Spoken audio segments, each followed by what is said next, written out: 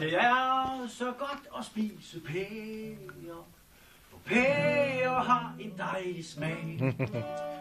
Og spise pærer må man lære, man skulle spise en hver dag. Har man ingen pærer, må man tage fra dem, der har naturligvis. Og så må man give dem tilbage, hvis man har flere, end man kan spise. Vi skal dele det hele, spise pærer hver dag, så får vi det bedre. Det er jo en enkelt sag. Bravo! Dansk Folkeparti.